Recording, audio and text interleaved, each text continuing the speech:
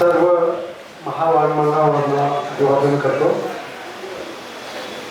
या कार्यशाळेचे अध्यक्ष महोदय, माझे ते सर्वांचे मार्गदर्शक हरिभाऊ, आदरणीय विचारक, सगळ्यांची नावं घेत असतील तर त्यातच वेळेचे पक्ष पाळतो, वेळेचं बोलणं. आज या प्रसंगी मला बोलायची संधी आपण उपलब्ध करून दिली, याच्याबद्दल मी मनस्वी आपले आभार मानतो. समाज कल्याण विभागामध्ये महाराष्ट्र राज्याचा कमिशनर म्हणून काम करायची मला संधी मिळाली. आपल्या सर्वांच्या सदिच्छेनं किंवा भारतीय घटनेमध्ये जी काही सवलती तरतुदी होत्या त्याचा एक लाभार्थी म्हणून मी आपल्याकडे समोर आपल्या ठिकाणी उभा आहे.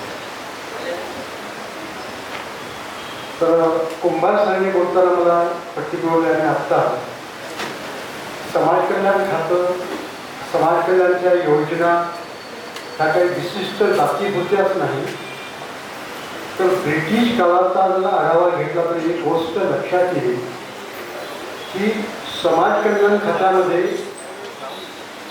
ब्रिटिश कालावधीमध्ये बॅकवर्ड क्लास खाता असा त्याचा उल्लेख करण्यात आलेला होता. 1928 ते 1932च्या कालामध्ये स्टार्ट कमिटी, मी काही बेसिक आकडेवारी मुद्दा म्हणून सांगतो, या ठिकाणी आपल्याला माहिती असावं कार्यकर्त्यांना. 1928 ते 1932 या कालावधीमध्ये ब्रिटिश इंडियामध्ये स्टार्ट कमिटी स्थापन झालेली होती आणि या देशामधल्या मागासवर्गीयांच्या परिस्थितीचा आढावा घेण्याचं काम पूर्ण झालेलं होतं. या स्टार कमिटीचे मेंबर होते डॉक्टर बाबासाहेब आंबेडकर आणि ॲडव्होकेट सोळंकी. तेव्हा एकंदरीत अभ्यास करून असा तेव्हा एक निष्कर्ष निघाला की मागासवर्गीयांच्यामध्ये शिक्षणाचं प्रमाण हे अत्यंत कमी आहे आणि हे प्रमाण वाढवायचं असेल तर त्यांना शैक्षणिक सवलती निर्माण करून देणं गरजेचं आहे. शैक्षणिक सवलती म्हणजे आपल्याकडे काय आहे? बेसिकली इन्फ्रास्ट्रक्चर म्हणजे हॉस्टेल, वसतिगृह. मी ज्या खात्याचा अधिकारी म्हणून काम करायची संधी मिळाली त्याच्याबद्दल मी थोडं फोकस करणार आहे की ब्रिटिश कालावधीमध्ये ब्रिटिशांनी सुद्धा या योजनेचा पुरस्कार केला होता आणि 1922च्या दरम्यान 25च्या दरम्यान महाराष्ट्रामध्ये काही मागासवर्गीयांची बॅकवर्ड क्लासेस हॉस्टेल सुरू झाली, जी नंतरच्या काळामध्ये राजर्षी शाहू महाराजांनी त्यांच्या कोल्हापूर संस्थानामध्ये ती सुरू केली, जात वाहतूक. डॉक्टर बाबासाहेब आंबेडकरांनंतर घटना लिहित असताना मात्र याच्यामध्ये घटनेच्या अनेक कलमामध्ये मागासवर्गीयासाठी काय काय लागतं हे सगळं टाकून ठेवलेलं आहे. आर्टिकल 14 भारतामध्ये आपल्याला सगळ्या नागरिकांना देश, धर्म, वंश याच्या पलीकडे जाऊन सगळ्यांना समानतेचं कलम बाबासाहेबांनी आर्टिकल 14. आर्टिकल 15 आणि 16 शिक्षण आणि आपल्याला नोकऱ्या म्हणजे शिक्षणानंतर काय तर रिझर्वेशन आवश्यक आहे म्हणून हे रिझर्वेशन या ठिकाणी आहे. आणि त्याच्या आपण ज्यामुळं जातीपातीमध्ये विभागले गेलो होतं असं जे त्याच्यापैकी अस्पृश्यता आहे त्याचं कायद्यानुसार समोर नाही करण्यासाठी आर्टिकल 17 हे बाबासाहेबांनी राज्यघटनेमध्ये टाकलेलं आहे. आणि सगळ्यात महत्त्वाचं एक आर्टिकल आहे आर्टिकल 46 ज्याच्यावर सगळ्या समाज कल्याण खात्याच्या सगळे म्हणजे SC, ST, BJMP, OBC, SBC यांच्या कल्याणाचा डेव्हलपमेंटचा जाहीरनामा कोणता असेल तर आर्टिकल 46 आहे.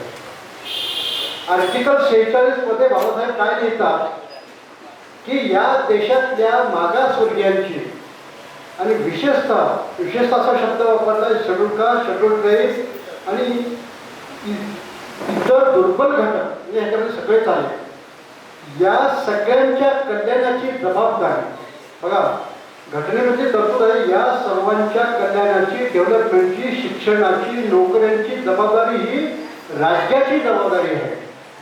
राज्य म्हणजे जे कोणी स्टेट असेल, रुलिंग असेल ते असेल आणि या देशाची म्हणजे थोडक्यात बॅकवर्ड क्लासचं वेलफेअर करण्याची जबाबदारी ही घटनाकारांनी बाबासाहेबांनी ही या त्याच्या सरकारवर टाकलेली आहे. हे साहेबांनी मगाशी सांगितलेलं आहे अध्यक्ष महोदयांनी प्रास्ताविकामध्ये. म्हणून आपल्याला सगळ्या सवलती मिळवण्यासाठी आपण प्रयत्न करणं गरजेचं आहे. मी एक प्रातिनिधिक स्वरूपामध्ये उभा आहे. मी नांदेड जिल्ह्यातला रहिवासी आहे. मुखेड तालुक्यातलं माझं छोटंसं गाव आहे. ज्या गावामध्ये कधी एस.टी. बस येत आली नव्हती त्या ठिकाणी मी शिकलेलो आहे. आणि माझे आईवडील कधीच शाळेत गेलेले नव्हते. हे मुद्दाम आपल्याला सांगू इच्छितो की आई वडील शिकलेले नसताना सुद्धा पहिल्या जनरेशनमध्ये मी शाळेत गेलो, शिकलो. आणि या घटनेतल्या या तरतुदीमुळे मी आर्टिकल 46चा हॉस्टेलचा लाभार्थी, स्कॉलरशिपचा लाभार्थी पहिल्या जनरेशनमध्ये मी आय एस अधिकारी झालो. आणि आय एस झालो म्हणून महाराष्ट्राच्या अनेक योजनावर मला काम करताना हे आमदार साहेबांनी मी त्या काळामध्ये विधान परिषदेमध्ये भेटलो आहे, बोललेलो आहे, अनेक वेळा गेलेलो आहे त्यांच्यामध्ये. तर हे कशासाठी, एक दोन उदाहरण मी यासाठी सांगतो की ओबीसी मध्ये मागच्या वर्षीची मी नोकरीमध्ये लागल्यापासून सांगता 91 पासून मी जनगणनेचं काम केले. महसूल खात्यामध्ये मी व्यक्ती कलेक्टर ॲडिशनल कलेक्टर असल्यामुळं ओबीसी मध्ये साक्षरतेचे प्रमाण किती आहे? अत्यंत कमी आहे.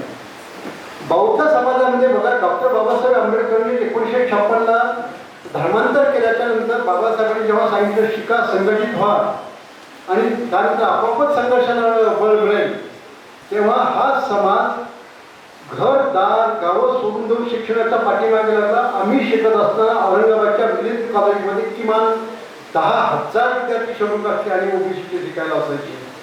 त्याच्यामुळं आज महाराष्ट्रामध्ये, भारतामध्ये, जगामध्ये सर्वत्र बौद्ध समाज का आहे त्याचं एक कारण ते आहे की शिकणं हे सुधारण. शिकल्यानंतर माणसं संघटित होतातच. फक्त मतभेद वेगळे होतील हे आपल्यामध्ये राहणारच आहे. कारण माणसं शिकल्यानंतर एका पारड्यामध्ये बसत आहेत, जे आपल्याला सगळ्याला माहिती आहे, ते मतभेद होतीलच. परंतु शिकणं हे बेसिक आहे. आत्ता कुंभार साहेबांनी सांगितलेलं, अध्यक्ष महोदयांनी सांगितलेलं, हरिभाऊनंतर बोलणारच आहे. परंतु आपल्याला शिक्षणाशिवाय पर्याय नाही. आणि शिक्षणाच्या सोयी सवलती राज्यघटनेच्या आर्टिकल 46मध्ये बाबासाहेबांनी तेव्हा दिले. आणि या गोष्टीसाठी वसतिगृह, स्कॉलरशिप, फॉरेनला जर जायचं असेल शिक्षणासाठी तर त्याची स्कॉलरशिप आणि IIT सारख्या, MBBS सारख्या वेगवेगळ्या क्षेत्रामध्ये जर शिकायचं असेल त्याची सगळी तरतूद करण्याचं काम हे कोणाचं आहे? हे राज्याचं आहे, सरकारचं आहे, भारत सरकारचं आहे. त्या त्या राज्यामध्ये त्या त्या राज्य सरकारचं आहे. पक्षाचं काम नाही. पक्ष कुठलाही असो, जो पक्ष सत्तेमध्ये येईल त्याचं काम आहे. ही महत्त्वाची गोष्ट आहे. दुसरं एक उदाहरण मी मुद्दाम सांगतो की आहे झाल्याचं काम करतात. एक उदाहरण सांगतो. महाराष्ट्र राज्याचे इंडस्ट्रीचे कमिशनर अधिक हे आयुष्यमान हर्षदीप कांबळे साहेब आहे. आपल्याला नाव माहिती असेल, फार चांगले अधिकारी आहेत. महाराष्ट्रामध्ये स्वातंत्र्यानंतर पोस्ट मॅट्रिक स्कॉलरशिप सुरू झाली. पोस्ट मॅट्रिक म्हणजे 10वी पास झाल्याच्यानंतर स्कॉलरशिप सगळ्यांना मिळाली. परंतु एक व्यक्ती आय झाल्यानंतर हर्षदीप कांबळे साहेब जेव्हा मंत्रालयामध्ये गेले दिल्लीच्या, तेव्हा त्यांनी विचार केला की 10वीच्या नंतरची स्कॉलरशिप आहे, पण 10वी पण शिकायचं कसं? म्हणून भारतामध्ये त्या IAS अधिकाऱ्यांनी पहिला विचार केला की ओबीसी, ST, SC, VJMT या समाजातल्या विद्यार्थ्यांना 10वीपर्यंत जर शिकायचं असेल तर पहिलीपासून स्कॉलरशिप द्यावं. स्कॉलरशिप जर पहिलीपासून दिली गेली तर 10वीपर्यंत शिकतील. 10वीच्या पुढे शिकणं सोपं आहे, नंतरची स्कॉलरशिप आहे. म्हणून त्या अधिकाऱ्यांनी 2.5-3 वर्ष दिल्लीमध्ये प्रयत्न करून देशामध्ये प्री मॅट्रिक स्कॉलरशिपचा कन्सेप्ट मांडला आणि ते प्लॅनिंग कमिशन ऑफ इंडियाकडून मंजूर करून घेतला आणि ही योजना भारतामध्ये लागू झाली. आणि आता टप्प्याटप्प्यामध्ये सगळ्या राज्यामध्ये, भारतामध्ये ही योजना चालू झाली. एक IAS अधिकारी पहा, प्लॅनिंग कमिशनमध्ये किती काम करू शकतो हे लक्षात घ्या. आपले ओबीसीचे किती IAS अधिकारी आहेत, असले तरी नीट काम करत नाहीत. कुणाबद्दल माझे मित्र आहेत, कोणाबद्दल बोलत नाही. परंतु मी ओबीसी आहे ही जाणीव करून घेऊन काम करणारं धडाडीचा एखादा अधिकारी असेल तर आपली ही कामं डेफिनेटली पार होतात. दुसरं माझं एक वैयक्तिक उदाहरण देतो. नांदेड जिल्ह्यामध्ये जांबुजूर नावाचं छोटंसं खेळ तिथून निघालं नाही. डॉक्टर बाबासाहेब आंबेडकर कोलंबिया युनिव्हर्सिटीमध्ये जेव्हा त्यांची प्रवेश शताब्दी साजरी करण्याचं काम चालू होतं अमेरिकेमध्ये, मी त्या कार्यक्रमाला उपस्थित राहिलो अमेरिकेमध्ये. लंडनला आले तर आता थांबलो आणि तिथं बाबासाहेब जिथं बाराईटला लंडन स्कूल ऑफ इकॉनॉमिक्समध्ये राहिले ते घर मी बघितलं. आणि लंडनला ते घर बघितल्यानंतर एक आंतरराष्ट्रीय दर्जाचं स्मारक करावं अशा पद्धतीचा मी विचार मांडला. महाराष्ट्राच्या मुख्यमंत्र्यांना सांगितलं कोणीही मुख्यमंत्री तयार नव्हते, कुणाबद्दल आरोप नाही, परंतु इतर आडाखे आखाडे सगळे वापरून ते लंडन घेतलं बाबासाहेब आंबेडकरांचं महाराष्ट्र सरकारला घ्यायला भाग पडायचं काम नाही का असे IAS अधिकारी म्हणून काम केलेलं आहे. कुणाचीच राजकीय इच्छाशक्ती नव्हती तरी पण हे मी काम केलेलं आहे आणि करावं लागलं.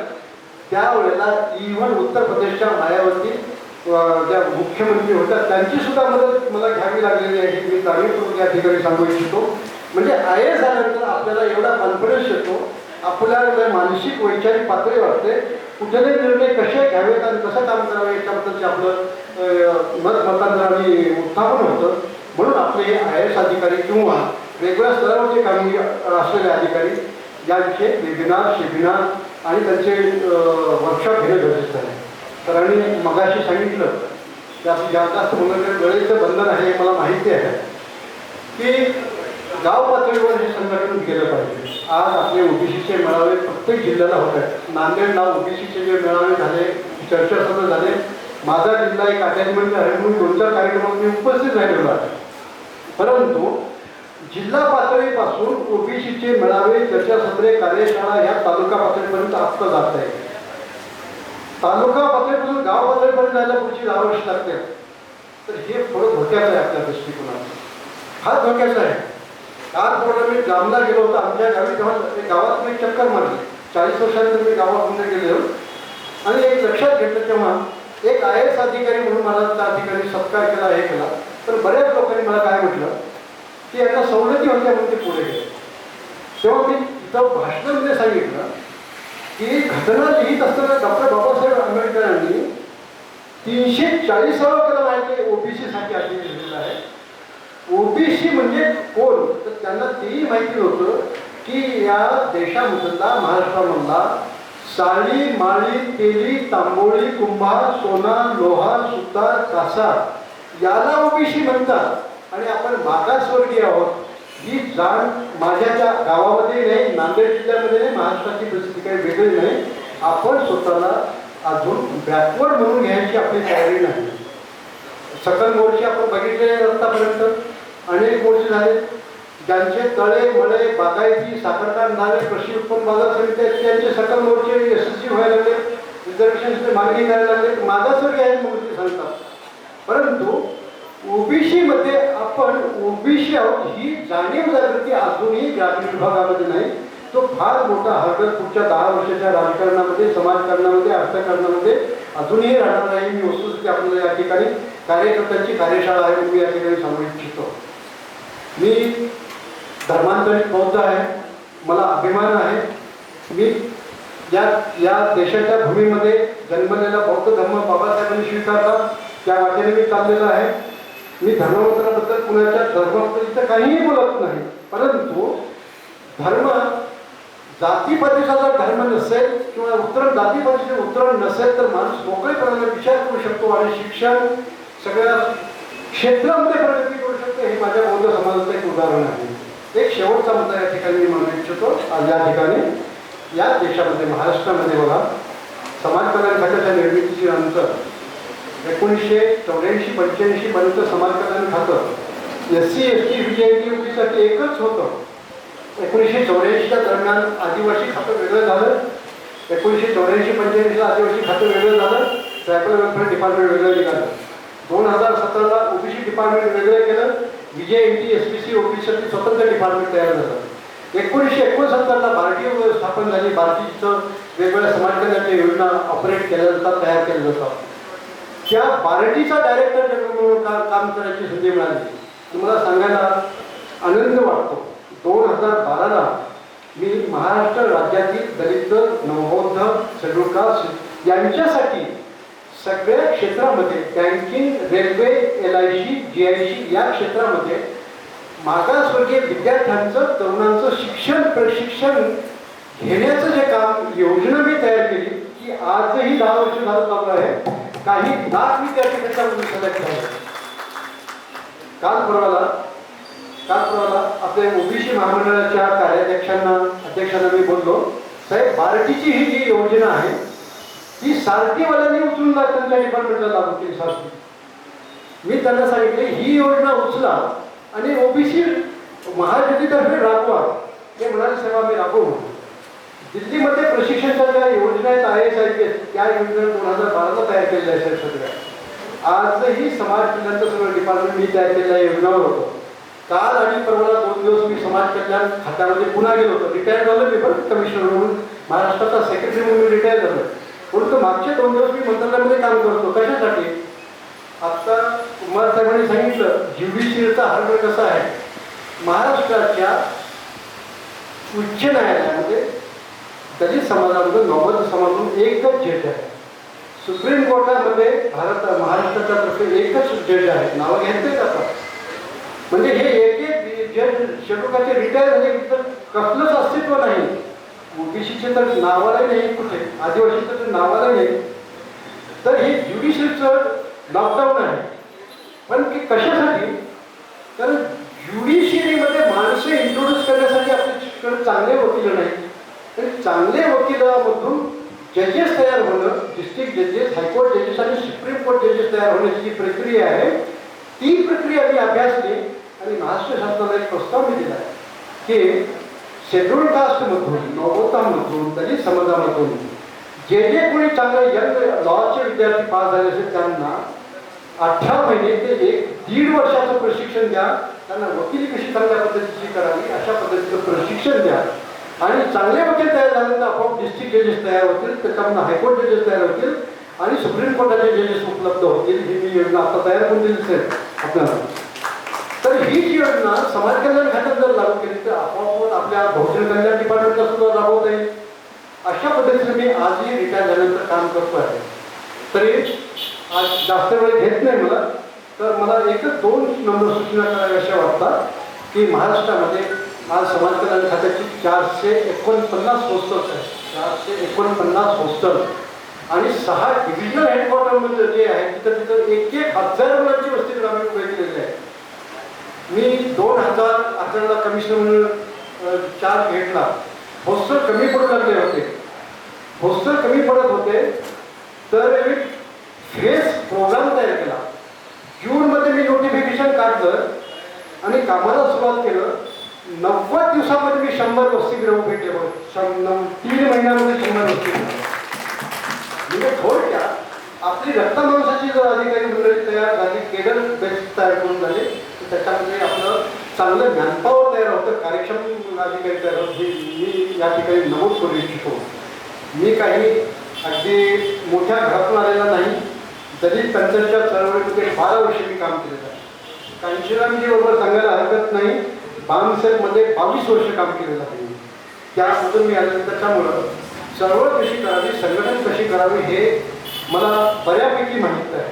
त्याच्यामुळं या पुढच्या कालावधीमध्ये आपल्या संघटनात्मक बाबीसाठी गाव पातळीवरची, तालुका पातळीवरची जे काही वर्कशॉप असतील, कार्यशाळा असतील, आपले हे असतील, अशा पद्धतीचे वर्कशॉप किंवा कार्यशाळा जर जेव्हा असतील तेव्हा मला आपण नम्रपणे आपण बोलवावं आणि मी नम्रपणे आपल्याला उपस्थित राहील एवढी मी ग्वाही देतो. आणि विशेष सांगायचं म्हणजे आम्ही समाज कल्याणमधून जेवढ्या काही योजना आत्तापर्यंत चालू केलेल्या आहेत त्या योजना आपण मी हरिभाऊंना, इतर मित्रमंडळींना, कुंभासाहेबांना सगळ्यांना दाखवूनच देईल. परंतु जवळ 449 हॉस्टेल सरकारी हॉस्टेल्स आहेत. 2388 अनुदानित वसतिगृह आहेत. पुणे विद्यापीठामध्ये, पुणे कुंभारसाहेबांना माहीत आहे, पुणे विद्यापीठ आम्हाला जागा द्यायला तयार होतो समाज कल्याणला. तरी केवळ स्पर्धा परीक्षेसाठी 2 हॉस्टेल मी पुणे विद्यापीठामध्ये 5 स्टार हॉस्टेल मी बाजूला काढलेले आहे. आणि अशा पद्धतीचे प्रस्ताव सगळ्या महाराष्ट्रातल्या सगळ्या विद्यापीठामध्ये लागू करावं अशा पद्धतीने मी शासनाला विनंती केलेली आहे. आणि आपल्याला सांगायला मला आनंद वाटतो की प्रत्येक जिल्ह्यामध्ये आम्ही प्रत्येक तालुक्याला residence school for schedule caste Pune concept आला आहे. आणि माझ्या कालावधीमध्ये जवळ 100 शाळा मी सुरू केलेल्या आहेत बांधून. सगळ्यात महत्त्वाची बाब आहे.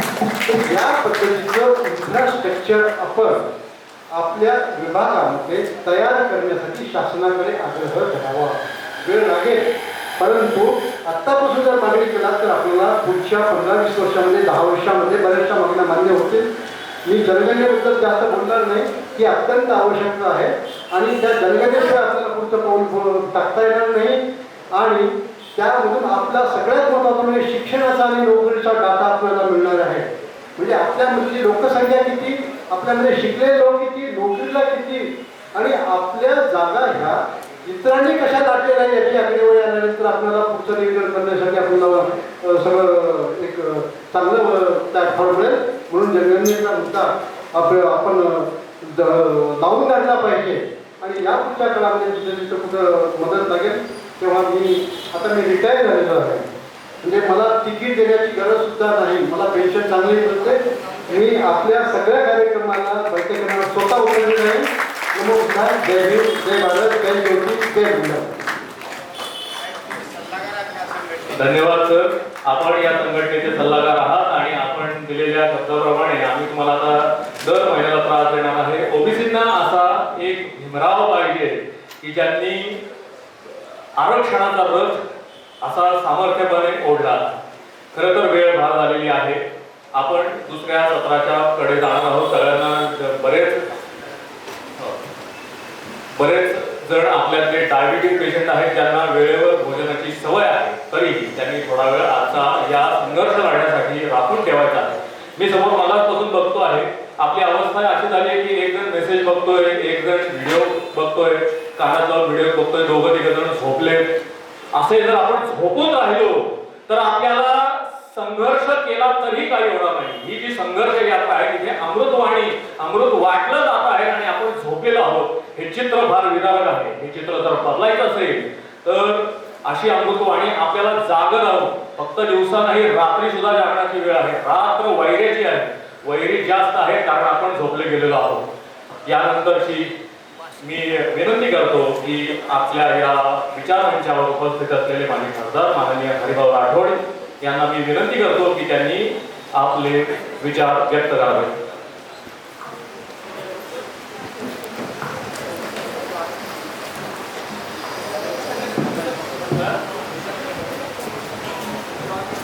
जय ओबीसी, जय ओबीसी, जय ओबीसी.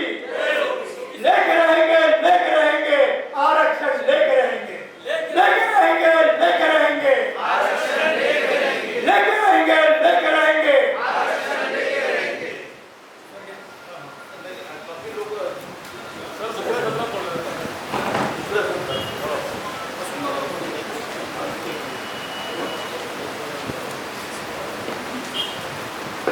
छत्रपती शिवराय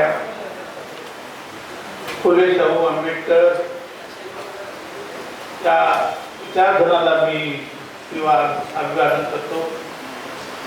संत सेवालालजी महाराज ज्याने आम्हाला ओबीसीचं आरक्षण मिळवून दिलं, ते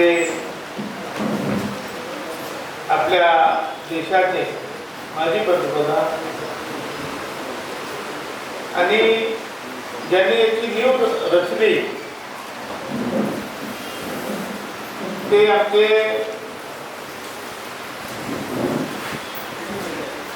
बीपी मंडळ, तेच मंडळ आहे म्हणून पुढे प्रसिद्ध झाले. यांनाही खूप खूप नमन, नमस्कार. आजच्या या सभेला म्हणजे आमचे गुरु म्हणाले त्या अर्थाने आमचे शिक्षक संघटन कसं असावं, कसं चालावं ते मास्तर म्हणून तुम्हाला जाणीव झाली असेल. त्यांनी दम दिलाच आपल्याला आल्या, असं बोलू नका, असं बोलू नका, सभेला जाऊ नका. तर हे शिस्त शिकवून आले आमचे माझे मित्र आणि सहकारी डॉक्टर राजेंद्र कुमारजी, सगळ्यांचे नाव मी घेणार नाही, पण ज्यांनी हे आयोजन केलं, डॉक्टर पी कुंभार, ज्यांनी एवढ्या मेहनतीने या ठिकाणी आयोजन करून आमचे राजेंद्र बनारसे अनेक नाव सुटली, कारण मला ती आदत नाही, ते लिहिलेच नाही. आता पण आमचे या ठिकाणी रामराव महाराज भाटेगावकर आले, या वरती या भाटेगाववरती नांदेडहून आला आहे, आपण फार दुरून आला या. आणि मूर्ती राठोड आहे, अनिल राठोड आमचे बिल्डर आहे, नवीनच आमचे राजेश राठोड बिल्डर आहे, मला पुण्यामध्ये आमचे बिल्डर आहे. ओबीसीची प्रगती केली नाही, खूप प्रगती झाली आहे. तर मी आता महेश सगळ्यांचे नाव नाही घेतलं चालेल ना? हा, सन्मानित मंच उपस्थित बंधू भगिनींनो आणि विशेषतः राष्ट्रीय ओबीसी महासंघाच्या सगळे पदाधिकारी जिल्हाधिकारी आलेले त्यांचं सगळ्यांचं मी या ठिकाणी मनापासून स्वागत करतो, तुमचं अभिनंदन करतो, तुम्हाला धन्यवाद देतो की तुम्ही या अत्यंत जे लग्न करायचे दिवस आहेत, हा जून महिना आहे, या महिन्यामध्ये अशा सभा संमेलन होणं हे फार कठीण गोष्ट आहे, तरी आपण सगळं बाजूला ठेवून या ठिकाणी आला त्याबद्दल तुम्हाला विशेष तुमचं स्वागत आहे, तुमचं अभिनंदन आहे, तुम्हाला धन्यवाद. मित्र, गेले अनेक वर्ष मी 25 वर्ष या क्षेत्रामध्ये काम करतोय, परंतु अलीकडे वडगावकर साहेब आले नाही का आपले डॉक्टर तब्येत नाही बरी त्यांची, परंतु आता त्यांची बघा तब्येत नाही बरी या वयातही तरी म्हटलं तसं त्यांनी मी येतोच, मला घ्यायचं आहे. तर या सगळ्या लोकांनी मनाई केली असेल कदाचित निश्चित तेव्हा त्यांना थांबवणं म्हणजे मुश्किलच आहे. मी यांच्याशी 2 वर्ष सतत संपर्कात होतो. कशामुळे? ओळख नाही, काही नाही. माझं लिखाण किंवा माझं टीव्हीवरचं भाषण किंवा माझ्या इंटरव्ह्यू बघून त्यांना असं वाटलं की या देशामध्ये, या महाराष्ट्रामध्ये ओबीसीचं नेतृत्व कोण करू शकेल तर हरिभाऊ राठोड आहे. तेव्हा त्यांनी आपले प्रदेश अध्यक्ष डॉक्टर पी कुंभार साहेबांना सांगितलं, आमचे अन्सारी साहेब आले, आम्ही डोक साहेब आपले राजनराव आहे, सगळीच मंडळी त्यांचे पदाधिकारी होते, त्यांनी सगळ्यांनी मीटिंग बोलवली आणि माझ्या खांद्यावर हे जे जबाबदारी आहे राष्ट्रीय ओबीसी महासंघाची दिली. आदरणीय रुपटवार साहेब सांगत होते, त्यांचा पहिला मुद्दा आहे की सगळ्या संघटनेने एक संघ, एक संघटना बनवावी. रुपटवार साहेब तुमचा जो पहिला मुद्दा आहे त्या मुद्द्याप्रमाणे आम्ही तोच विचार केला. त्या छोट्या छोट्या जातीय संघटना आहे, त्या छोट्या छोट्या ओबीसीच्या संघटना आहेत, त्या सगळ्यांना एकत्र करून राष्ट्रीय ओबीसी महासंघ आम्ही स्थापन केलेला आहे. अनेक संघटना आमच्याशी जुळल्या आहेत, आणखी भविष्यामध्ये अनेक संघटना आपल्या बरोबर येईल. आता महत्वाचा मुद्दा काय? महत्वाचा मुद्दा आहे आरक्षणाचा, ओबीसीच्या इतर मागण्याचा. याच्यावर आपल्या डॉक्टर साहेबांनी, राजेंद्र कुमार साहेबांनी फार चांगला प्रकाश टाकलाय. संघटन कसं असावं याच्यावर मान्य रुपटवार साहेबांनी सांगितलेलं आहे. आपले कमिशनर साहेब यांनी या योजनाचा पूर्ण आढावा घेतला, तर त्या क्षेत्रामध्ये त्यांनी काम केलेलं आहे. तर हे करत असताना मी आता जे मुद्दा चालू आहे त्याच्यावर बोलतो आणि नंतर आपली नेमकी मागणी काय असेल असायला पाहिजे त्याच्यावर बोलतो आणि त्यानंतर आपण जेवण करायचे मला वाटते नाही, भोजन आहे आणि त्यानंतर दुसऱ्या सेशनमध्ये आपल्या सगळ्यांचं ऐकून घेण्यात येईल. तुमचं काय मत आहे थोडक्यात आपल्याला मांडता येईल, त्यांना मांडायचं आहे. त्यांनी प्रश्न असा आहे, तुम्ही अनेक दिवसापासून एक गोष्ट ऐकताय, तुमच्या कानावर पडत असेल, इम्पेरिकल डाटा. ऐकले तुम्ही? इम्पेरिकल डाटा ऐकलाय की नाही? रोज ऐकताय की नाही? हे इम्पेरिकल डाटा किती लोकांना कळलाय मला सांगा. इम्पेरिकल डाटा म्हणजे काय? तुमच्या माहितीसाठी सांगतो, तुम्ही फार लहान, गव्हर्नमेंटलाच कळलं नाहीये. काय काय म्हटलं मी? गव्हर्नमेंटला कळलं नाही. आमचे भुजबळ साहेब काय म्हणतात, मी ओबीसीचा नेता, त्यांना कळलेलं नाही, मुख्यमंत्र्याला कळलेलं नाही, उपमुख्यमंत्र्याला कळलं असेल तर ते दाबून ठेवलं असेल. त्यांना नको, त्याला तुमच्या एम्पिरिकल डाटाही नको, तुमची जनगणनाही नको, तुमचं आराखडही नको. ते सगळं केलं पुढं. तर स्पष्ट असं आहे की इम्पेरिकल डाटा म्हणजे काय, कुठल्याही विद्वानांनी याचा अभ्यास केलेला नाही. कुठल्याही पत्रकारांनी त्या मंत्र्याला विचारलं नाही साहेब इम्पेरिकल डाटा म्हणजे काय हो, त्यांनी नाही विचारलं. आणि कोणी मलाही विचारलं नाही तरी मी एक लेख लिहिला. मी इंटरव्ह्यू मध्ये परत प्रत्येक वेळेस सांगत राहिलो की इम्पेरिकल डाटा म्हणजे काय. तर इम्पेरिकल डाटा दुसरं तिसरं काही नाही. तर इम्पेरिकल डाटाचा अर्थ असा होतो की हवी ती माहिती शोधून काढणे. आता हवी ती माहिती म्हणजे काय, तर कोर्टाला काय हवं होतं, तर कोर्ट ते वारंवार विचारत होता की तुमची ओबीसीची जनसंख्या किती आणि हे 27% आणले कुठून, याचा काय आधार आहे हे विचारत.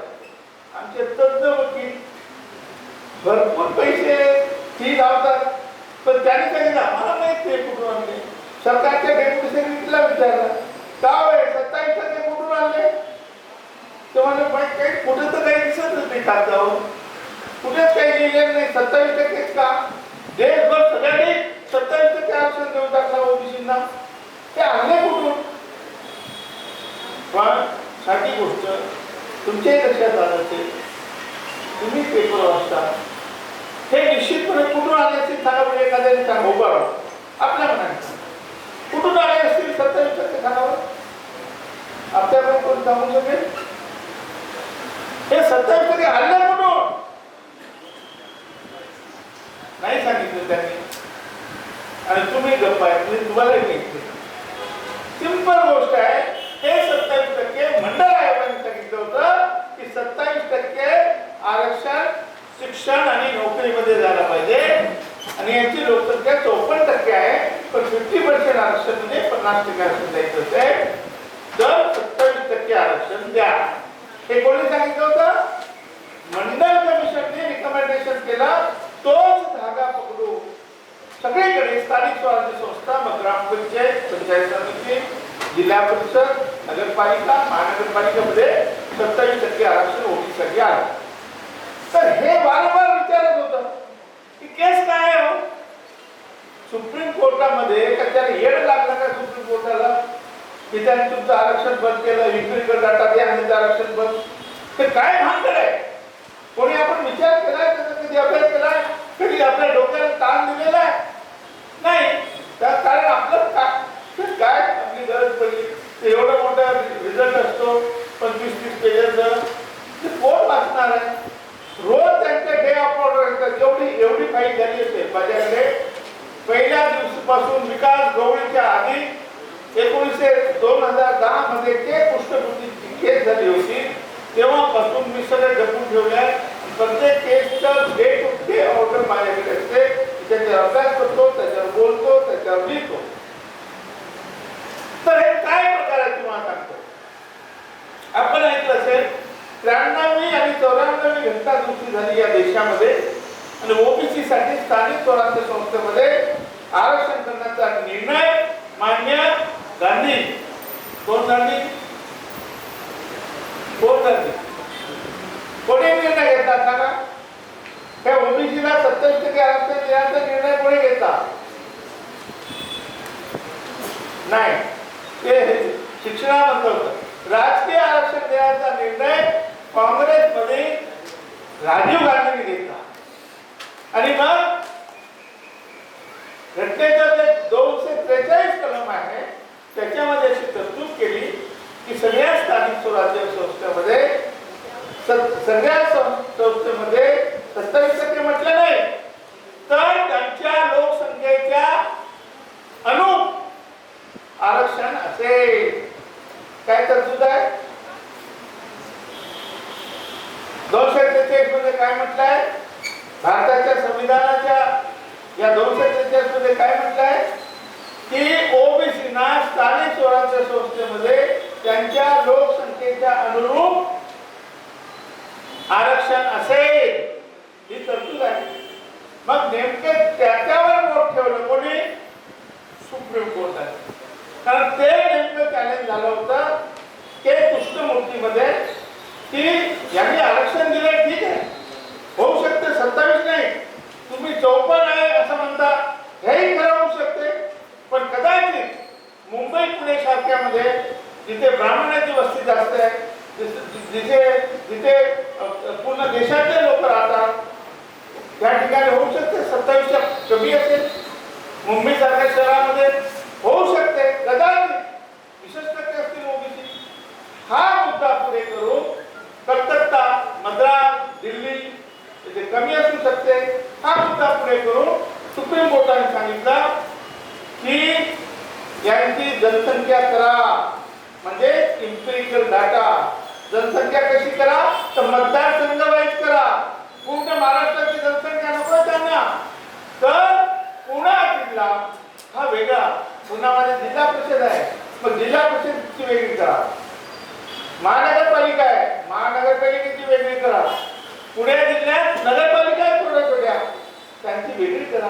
हे त्यांनी सुप्रीम कोर्टाने के कृष्णमूर्ती नंतर विकास गवळी यांच्या केसमध्ये सांगितलं. म्हणजे का सांगितलं की सुप्रीम कोर्ट का सांगितलं की संविधानामध्ये, भारताच्या संविधानामध्ये तरतूद आहे त्याप्रमाणे हे देशातलं गव्हर्नमेंट वागलं नाही. त्यांनी सरसकट मंडळ आयोगाचं फिगर उचललंय आणि 27% आरक्षण देऊन टाकले. इथे एक ऑब्जेक्शन घेतलं गेलं होतं. हे फार मोठी गोष्ट नाही आहे, छोटीशी गोष्ट आहे आणि आपल्यासाठी चांगली आहे, हे लोक करत होते. पण जेव्हा सुप्रीम कोर्टाचा निकाल आला, तर विकास गवळीचा निकाल आला, तर सगळीकडे बोंबाबोंब सुरू झाली. म्हणजे आरक्षण केलं, इम्पिरिकल डाटा पाहिजे, ट्रिपल टेस्ट, काय तुम्ही ट्रिपल टेस्ट, इम्पिरिकल डाटा, आणि याच्यावर खूप चर्चा व्हायला लागली. जेव्हा मी सांगितलं होतं की हा निकाल आमच्यासाठी चांगला आहे, डॉक्टर राजेंद्र कुमारजी पहिला माणूस आहे की ज्याने सांगितलं की हा निकाल आमच्यासाठी चांगला आहे. असं काय सांगितलं की असं तर करत नाही, कमीत कमी आता तरी करतील जनगणना, जातीगत जनगणना, म्हणून हे मी सांगितलं. त्यानंतर प्रत्येक वेळा चुका करत गेले.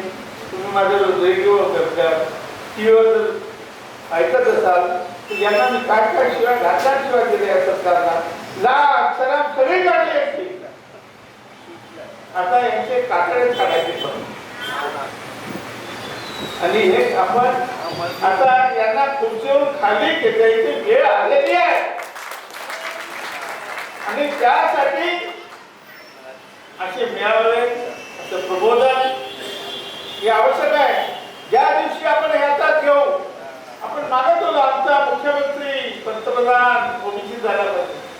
आज लाख शरम वाटायला पाहिजे आमचा मुख्यमंत्री मिळाला. त्याला आमचा मुख्यमंत्री कसं म्हणायचं? फक्त मतदानासाठी त्यांनी सांगितलं मी ओबीसी आहे. मोदी साहेबांनी सांगितलं मी ओबीसी आहे. आज ओबीसीची जनगणना करायला तयार नाही, ओबीसीचं आरक्षण द्यायला तयार नाही, ओबीसीच्या आरक्षणावर बोलायला तयार नाही. फक्त हिंदुत्व देऊ, रामाचं मंदिर, अयोध्या, त्याच्या आईला काय चाललंय का?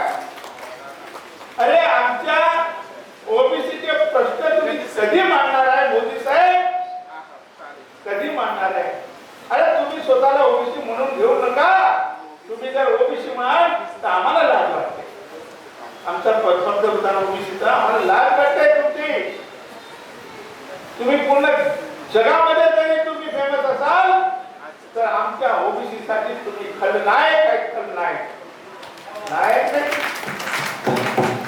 आणि म्हणून मित्रांनो, मी एक सदैव तुमच्या बातम्यात लिहिण्यात आलंच आहे, पण भांट्या तुम्ही भेटला असेल, तुम्ही सगळे नेतेच आहात, तुमच्या मैदानी भेटले, मी पण भेटलो. पण मी कसा भेटलो तुम्हाला सांगतो. मी असा एक प्रोग्राम तयार करून दिलेला आहे, तुम्हाला व्हॉट्सअपवर पाठवलाय, त्याचा अभ्यास करा. सिंपल प्रोग्राम, त्याच्यामुळे इम्पिरिकल डाटाही मिळेल आणि पूर्ण जातीची, संपूर्ण जातीची डॉक्टर राजेंद्र कुंभार साहेबांनी सांगितलं केवळ ओबीसीची जनगणना असं मागू नका, कारण आपल्याला मराठ्याची कळली पाहिजे ना, मराठीची कळली पाहिजे की नाही, कळली पाहिजे.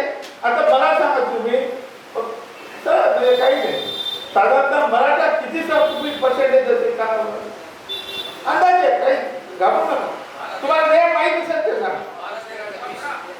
किती 15 आणखी पण त्याचं 32% म्हणतात. राणे आयोगाने सांगितलं 32%, तुम्ही 15-12 म्हणता.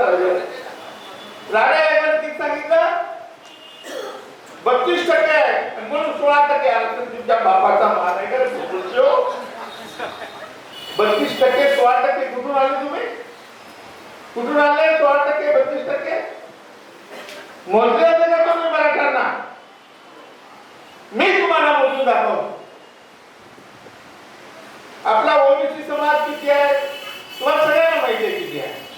50% वर आहे, 52 आहे, 54 आहे, बरोबर आहे की याच्यात काही वाद आहे? तर आपण याला 50% घेऊया. चला किती एससी एसटी हे सरकारने मोजलेले आहे, ते किती आहे 20% आहे. किती आहे 50 20 किती झाले 70 झाले. 12% मुस्लिम आहे. किती 82 झाले, झाले 82. आता मला सांगा हिंदी साइड म्हणजे बाहेरच्या राज्यातून आलेले कोण, मग मारवाडी असेल, कुठला उत्तर भारतीय असेल, दक्षिण भारतीय असेल, गुजराती असेल, तामिळनाडूचा माणूस आलाय, तर पूर्ण देशाचा माणूस आलाय, ते सगळे म्हणून शीख आहे, ईसाई आहे आणि ते 5% पकडा किती झाले, किती झाले बाबा गणित करा आणि 3% पुरुष आपल्या ब्राह्मण 90 झाले. राहिले का म्हणजे फार तर तुम्ही कोणतरी 12% 15%, ठीक आहे या गणिताप्रमाणे फार तर खूप झाली तर 10% आहे. बरोबर किती आहे नाही 10% ठीक आहे. नाही 10% आपण समजूया. खुर्चीवर कोण बसते 90% कुठे आहे, 10% कुठे आहे, 10% खुर्चीवर, सत्तेवर हे 10% आणि 90% भीक मागत आहे मला. वा आणि म्हणून जनसंख्या, म्हणून जनगणना झाली पाहिजे आणि म्हणून ही मागणी करतो आम्ही. आणि यासाठी मी काल चॅलेंज दिले त्यांना, जे काल आमचे भुजबळ साहेब काय म्हणाले तुम्ही वाचला असेल पेपरला. माननीय मुख्यमंत्र्यांनी मीटिंग घेतली आणि काय निर्णय घेतला, उत्तर मीटिंग मध्ये प्रश्न उपस्थित केला भुजबळ साहेबांनी आणि बजेट वगैरे. साहेब ते आडनावाप्रमाणे चालू आहे, बरोबर नाही आहे, ते सगळं थांबायला पाहिजे, हे काही बरोबर नाही आहे. उपमुख्यमंत्री अजित पवार पण बसले होते, त्यांनी डोळा काढला कोणाकडे, भुजबळकडे. भुजबळी खाली होती. मग असं करा, चूक झाली असेल ना दुरुस्ती करा, काय चूक झाली ना अडनावाप्रमाणे घेऊ नका, दुरुस्ती करा, व्यवस्थित करा, पण सर्वे थांबणार नाही. काय पण काय सर्वे थांबणार नाही. तुमच्या मायला तुमच्या सर्वेने थांबला तर ते चूक राहील ना, चूक राहील ना, काय राहील की नाही तुम्हाला समजते की नाही, गव्हर्नमेंटला समजत नाही. आणि मग भुजबळ साहेबांचं एक स्टेटमेंट काढतो बघा साहेब. भुजबळ साहेब म्हणाले ओबीसीवर अन्याय होता कामा नये, पण सर्वे थांबणार. अरे मूर्खा, सर्वे जर थांबला नाही तर अन्याय होणार आहे, दुसरं काय होणार आहे. मग आणखी काय बोलले ते काय बोलले, सर जर हा हिस्टोरिकल डाटा जर सर्वोच्च न्यायालयाने स्वीकारला नाही तर आपण जनगणना करू. काय करू हे वाक्य कालचं आहे, पेपरला वाचा तुम्ही, पेपर उघडा. काय बोलले? जर सर्वोच्च न्यायालयाने ही जे एम्पिरिकल डाटा स्वीकारणार नाही आणि आमचं आरक्षण मान्य केलं नाही तर आम्ही काय करू? जनगणना करू. अरे मूर्खा, हे एम्पिरिकल डाटा म्हणजे जनगणना आहे. तुझ्या आईला तुझ्या हे जनगणना आहे. साधी गोष्ट आहे की नाही? कळलं की नाही तुम्हाला? म्हणजे याचा अर्थ असा आहे की आपले मान्य आपले नेते भुजबळ साहेब यांना एम्पिरिकल डाटा म्हणजे समजलेला नाही. इम्पेरी म्हणून खूप वेळ राजेंद्र साहेब, डॉक्टर साहेब मी खूप वेळ पत्रकारांना डाटा आहे. अरे लेखा हो, तुम्ही एखाद्या वेळेस ते विचारणार आहे? तुम्हाला ते समजलंय का? मग तुम्ही विचारा ना मंत्र्याला, तुम्हाला काय झालं विचारायला? तर फक्त सरकारचं हुंदो करायचं तेवढ्या जेवणासाठी पत्रकारिता आहे का? सरकार जर चुकत असेल तर त्याच्यावर तुटून पडणारी पत्रकारिता शिल्लक राहिलेली नाही. आणि म्हणून प्रश्न सापडतो की एम्पिरिकल डाटा त्या वडेट्टीवारला समजला आहे का? त्या भुजबळ साहेबांना एम्पिरिकल डाटा म्हणजे काय याची व्याख्या करून दाखवावी. आपल्या या मंचाच्या माध्यमातून माझी मागणी आहे की एम्पिरिकल डाटा म्हणजे काय याची व्याख्या भुजबळ साहेबांनी करून दाखवावी. मी तरी करून दाखवतो. आणि म्हणून मित्र, हे सगळं आपल्या याचा फायदा घेत आहे. आपण डॉक्टर रुपनूर साहेबांनी जसं लिहिलं की सध्या सर्व लोक ओबीसीचा वापर करून त्यांचे हक्क हिरावत आहे व नकली सहानुभूती व्यक्त करत आहे.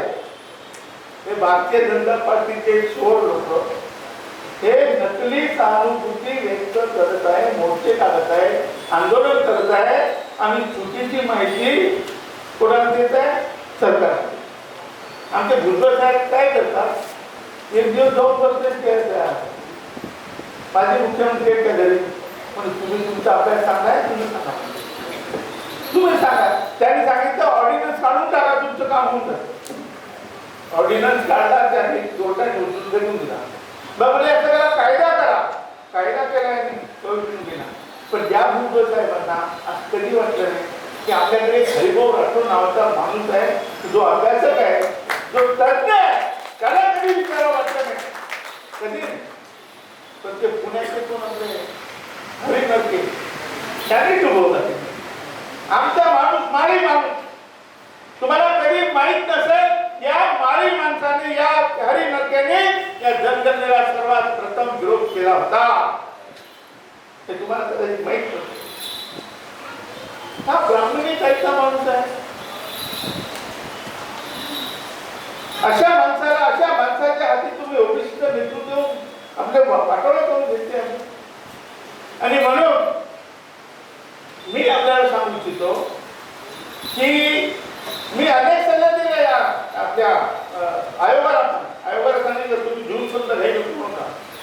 जोपर्यंत पावसाळा आणि 40 दिवस, हे बघा 40 दिवस आणि पावसाळा, सप्टेंबर अखेरपर्यंत पावसाळा संपतो. सप्टेंबर अखेरपर्यंत पावसाळा संपतो. 15 ऑगस्ट नंतर तुम्ही निवडणुका जाहीर करा. म्हणजे तिथून 40 दिवस जरी पकडले तर फर्स्ट वीक ऑफ ऑक्टोबर मध्ये आपल्याला निवडणूक व्हायला पाहिजे. आणि असं जर झालं तर मी तुम्हाला दाव्याने सांगतो यांनी कालचं जे अंडमान चालवणे जर बंद केलं नाही तर सोमवारी मी कोर्टात जाणार आहे आणि थांबवणार आहे. सांगितलंय, मी सांगतो की आपण मान्य करा. मी तुम्हाला फॉर्मेट करून दिलेलं आहे.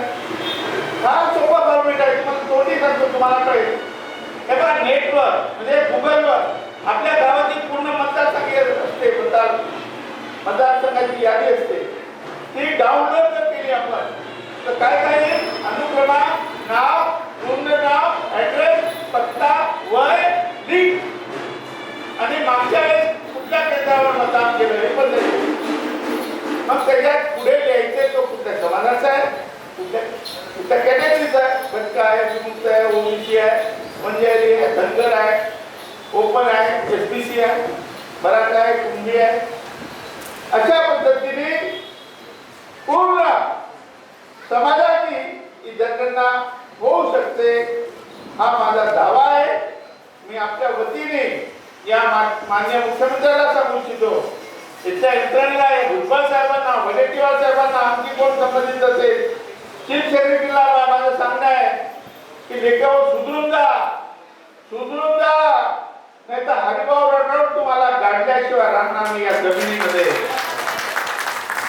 आपले काय नाव त्यांचे शिवसेनेचे काय राहू कुणाचं म्हणे 20 फूट करायचे म्हणे, मी तर 25 फूट काढेल तुम्हाला, 25 फूट तोडणार नाही. आणि म्हणून या लोकांनी सुधरून झालं पाहिजे. मूर्ख समजू नये आम्हाला. कोणाला मूर्ख बनवताय तुम्ही? आम्हाला मूर्ख बनवताय सरकार, स्वतः मूर्ख बनणार आहे.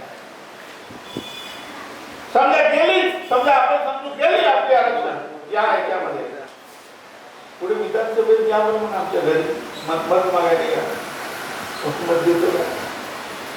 आणि डॉक्टर साहेब पी कुमार साहेब सांगत होते हे काही आरक्षण संपलेलं किंवा रद्द झालं नाही, ते याला स्टे दिला आहे तात्पुरता. कुठपर्यंत? जोपर्यंत जनगणना करत नाही तोपर्यंत आम्ही आरक्षण देऊ देणार नाही, एवढा स्टे आहे. आपण आरक्षण हे करत घेऊ. समजा या सरकारने चुकाही केली असतील, लाथा मारून, बुक्या मारून, डोळे मारून, पण नीट आरक्षण हे जे मतमोजणी आहे, जी जी आपली जातीगत जनगणना आहे ती करून घेऊ. आणि आम्हाला ओबीसीचं पाहिजे, पण सगळ्यात आधी आम्हाला मराठाची जनगणना पाहिजे.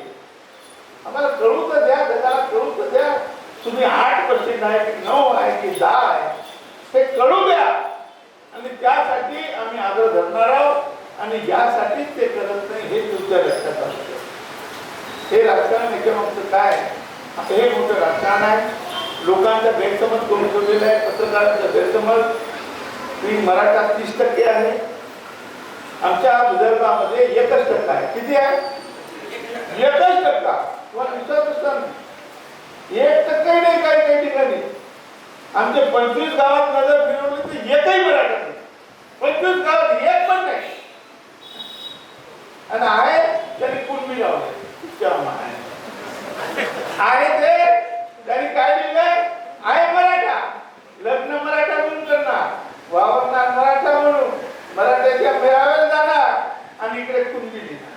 त्यासाठी आमचं आरक्षण दावा उठाण्यासाठी. म्हणून 2 मिनिट आणखी घेतो तुम्हाला. खरा आपला प्रश्न काय आरक्षणाचा आहे तर आपण सोडू की आपण सोडू, आमच्यावर सोडवा तुम्ही. यासाठी आम्ही लढू, तुमची साथ कमी आहे. परंतु खरा आपल्या आरक्षणाचा प्रश्न काय आहे तर हे जे 27% आरक्षण आहे हे याचं योग्य वाटप झालं पाहिजे. सरकारने काय बोलते, आम्ही जरूर सगळे भाऊ एका कुटुंबाचे आहोत आम्ही, पण आमच्यामध्ये चढ उतार आहे.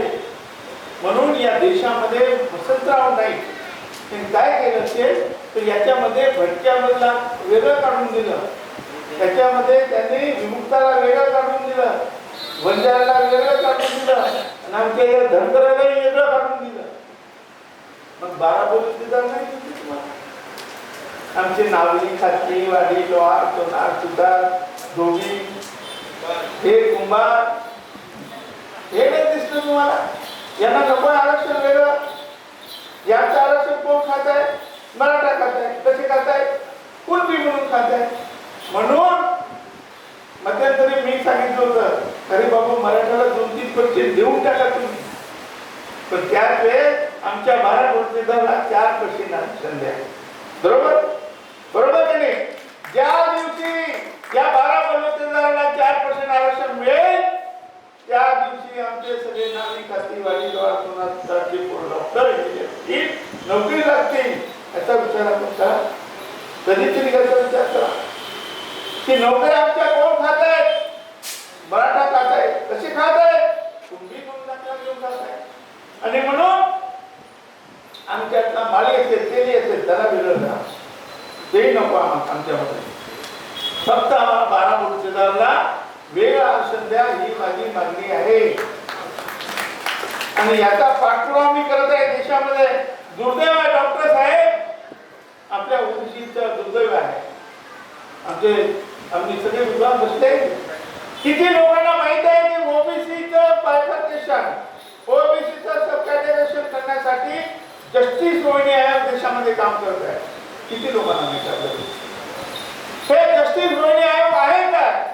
जे मी सांगतो की या ओबीसीची 27% 9% मात्रा 9% हे विमुक्त भटक्या नाही. केंद्राची गोष्ट सांगतो तुम्हाला, महाराष्ट्रामध्ये आपण वेगळं करू.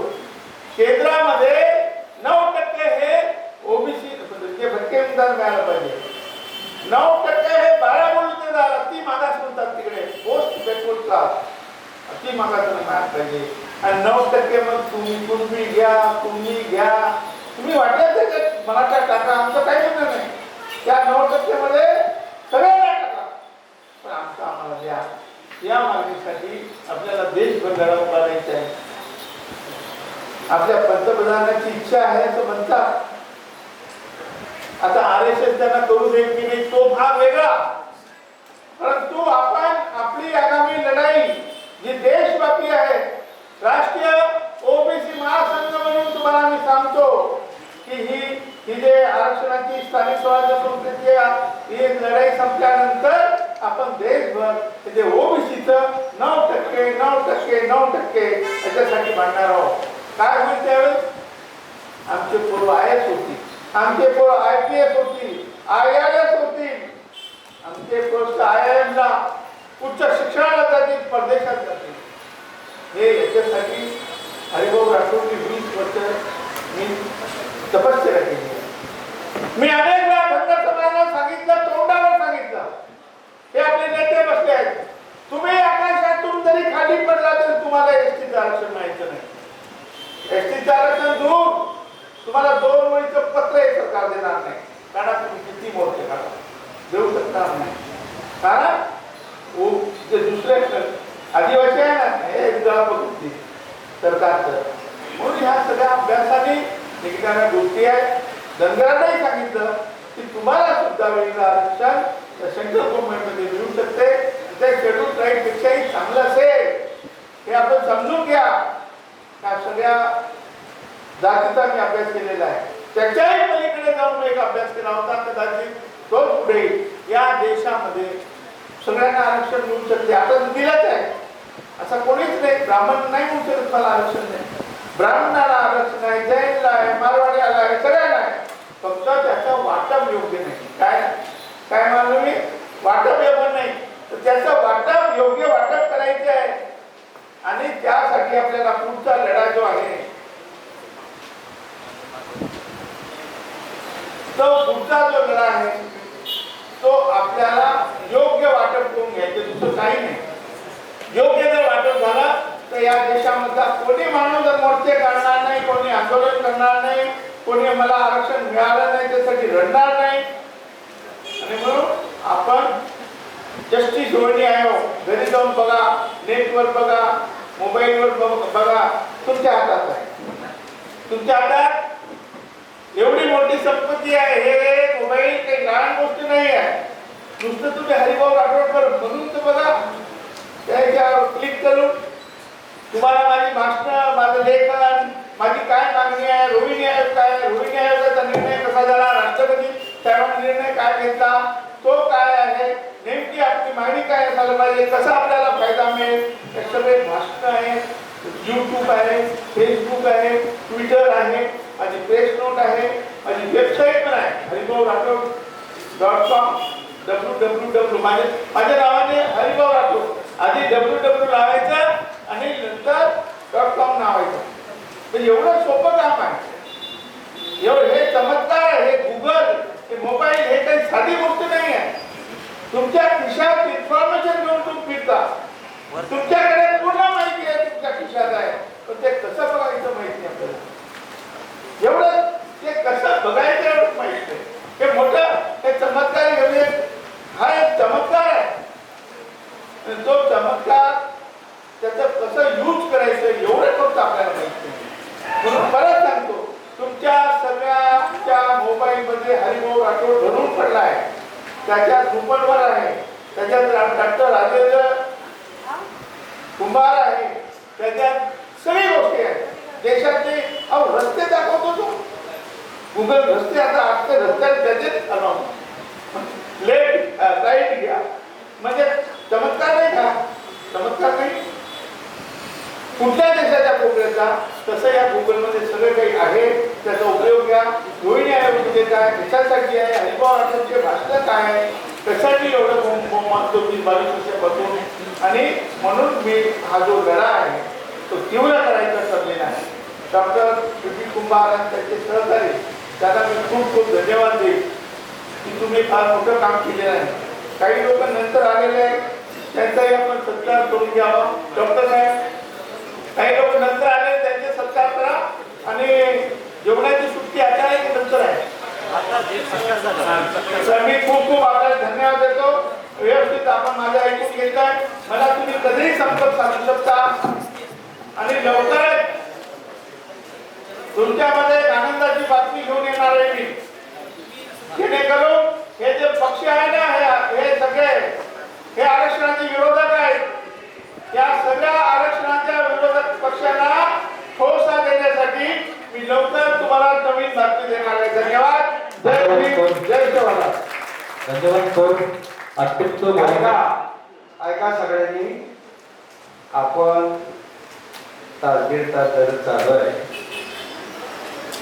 एका जागेवर बसावं लागतं, जेवाय सुट्टी केली तर पुन्हा माघारी येत नाही, आता सगळं हुकून टाका असंही काही विचार येत आहे.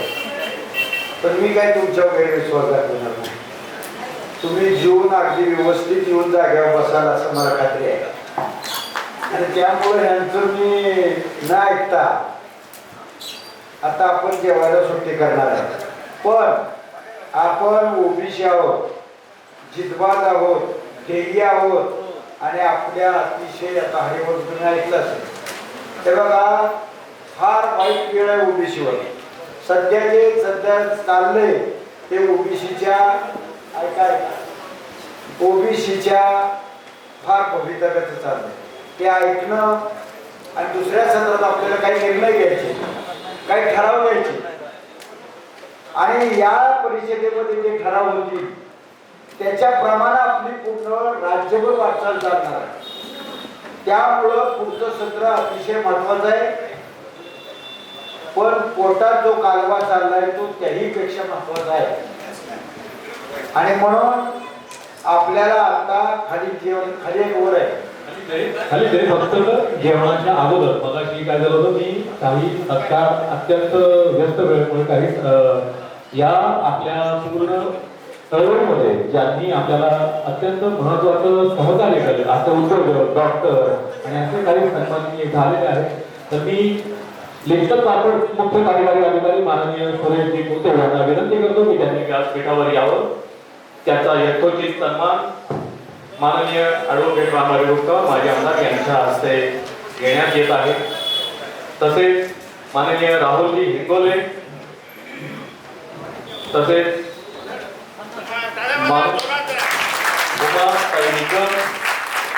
तसेच ज्यांनी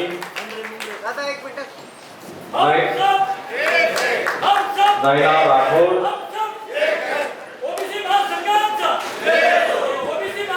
माननीय अशोकजी पवार, माननीय मूर्ती राठोड आणि आज एक दोन महत्त्वाच्या व्यक्ती आज आपल्यासोबत इथे उपस्थित आहेत. त्यांचा आपण खास सन्मान करत आहोत. ज्या समोर दोन मूर्ती आपल्या समोर आहेत, क्रांतीज्योती सावित्रीबाई फुले आणि महात्मा ज्योतिबा फुले यांच्या जीवनावर ज्यांनी चित्रपट अत्यंत भव्य असा चित्रपट निर्माण करण्याचं ध्येय समोर ठेवलेले आहे असे आप्पासाहेब बोराडे सत्यशोधक हा सिनेमा आपल्या लवकरच भेटीला येत आहे. आपल्याला हे सत्य शोधायचं आहे. ओबीसीच्या चळवळीला अशा मोठ्या हातभाराची आवश्यकता आहे असे माननीय आप्पासाहेब बोराडे आपल्या सोबत आहेत. मी त्यांना विनंती करतो की त्यांनी आप्पासाहेब बोराडे, उमादाई मुंबरे, तब्बल 4 कोटी असं बजेट असलेला हा एक व्यावसायिक सिनेमा येतो आहे. अशाच याच्यात खरं चळवळीला नवी दिशा, नवी स्फूर्ती मिळते. काळाच्या गजरात आपण त्यांचा माननीय श्री संदीपजी लचके यांचाही इथे सन्मान होतो आहे.